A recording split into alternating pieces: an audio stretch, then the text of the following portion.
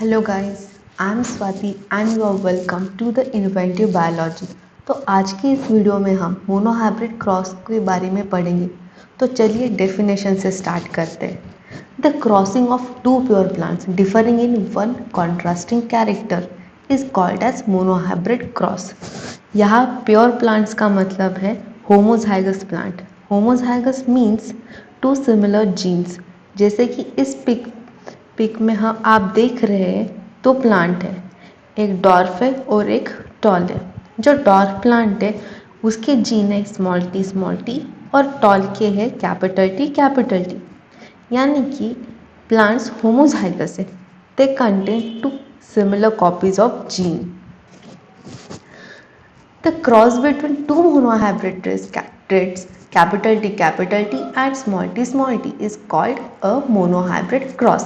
Monohybrid cross is responsible for the inheritance of one gene. Monohybrid cross में केवल एक ही character का inheritance हम पढ़ते हैं। जैसे कि हम यहाँ हाइट के बारे में देख रहे हैं। हाइट एक कैरेक्टर है जिसके दो अल्टरनेटिव्स है, एक टॉल है और दूसरा डॉर्फ।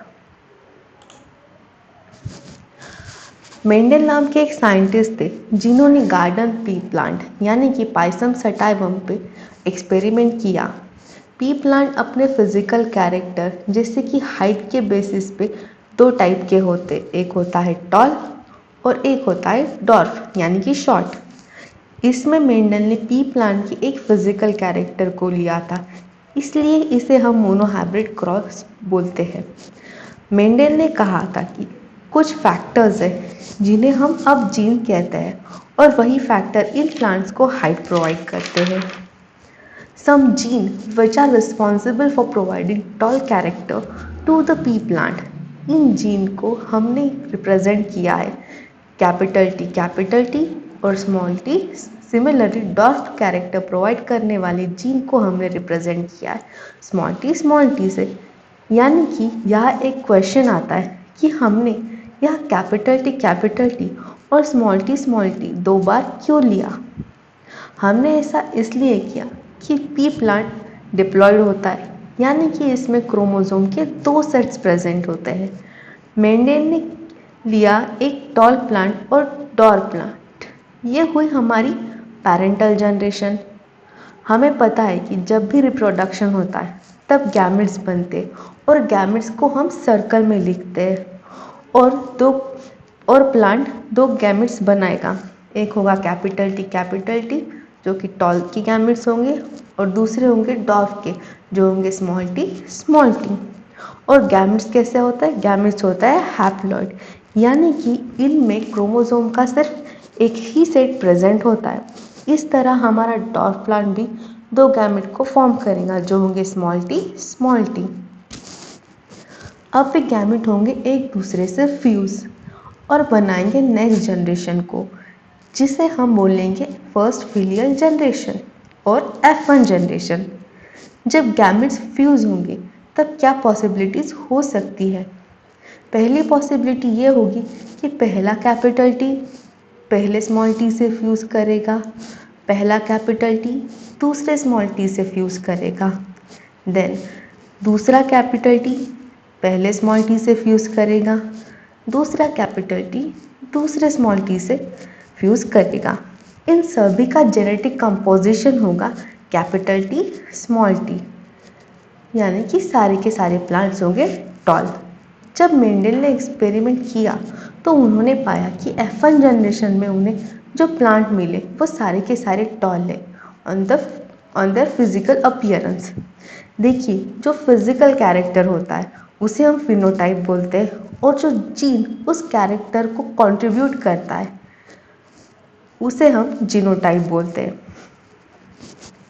F1 जनरेशन का फिनोटाइप मेंडल ने ऑब्जर्व किया, वो था टॉल, और इस बात से ये कंक्लूजन निकाला था कि कैपिटल टी और स्मॉल टी जब साथ प्रेजेंट होते हैं तब केवल कैपिटल टी ही अपने आप को एक्सप्रेस कर पाता है और जो स्मॉल टी है वो एक्सप्रेस नहीं हो पाता है, यानी कि उसका एक्सप्रेशन दब जाता है in presence of small capital T.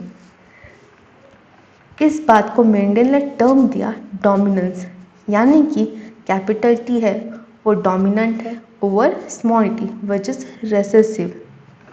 अब मेंडल ने F1 जनरेशन के प्लांट को लिया और उन्हें फ्यूज कराया। अब इस केस में कैसे गैमेट्स बनेंगे, एक बनेगा कैपिटल टी और दूसरा बनेगा स्मॉल टी। सिमिलरली दूसरे प्लांट का भी कैपिटल टी और दूसरा गैमेट बनेगा स्मॉल टी। जब एक गैमेट फ्यूज होंगे तब वो बनाएंगे सेकंड फिलियल जनरेशन यानी कि F1 जनरेशन। अब हम चीज़ों को यहाँ सिंपल करते हैं और अब यहाँ हम यूज़ करेंगे पुनेट स्क्वायर का। तो इसमें हम एक स्क्वायर लेंगे, यहाँ पे जो रेड एरो दिख रहा है वहाँ पे हम पेरेंट के गैमेट्स लेंगे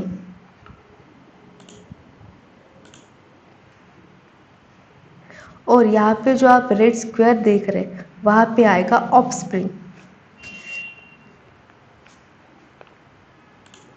यहाँ देखते हैं, यहाँ हमने जो F1 में पेरेंट्स लिए थे टॉल और डॉर्फ, उनके गैमेट्स हमने यहाँ पे लिखे capital T and small T and small T.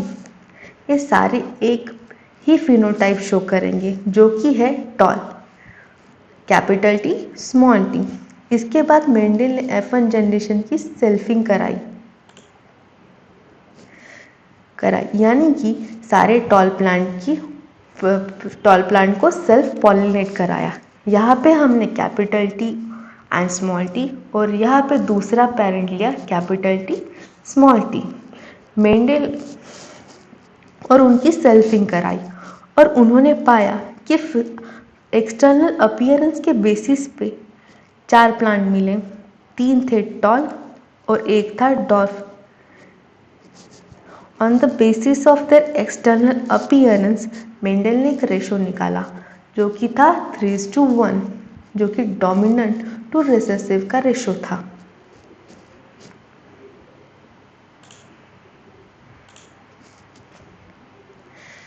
Mendel को इस क्रॉस में 1/3 प्योर टॉल प्लांट मिले, 2/3 हेटेरोजाइगस टॉल मिला और 1/4 टॉल प्लांट मिला, जिसका रेशो 1:2:1 उन्होंने ऑब्जर्व किया। वो था homozygous dominant to heterozygous dominant to homozygous recessive का रेशो जो है 1:2:1 रेशो, जिसे हम जीनोटाइपिक रेशो बोलते हैं। On the basis of above results, Mendel recognized the phenomena of dominance. According to Mendel, those characters which reappeared in F1 generation are called dominant character or factor, while the other which is hidden or does not appear in F1 generation is called recessive.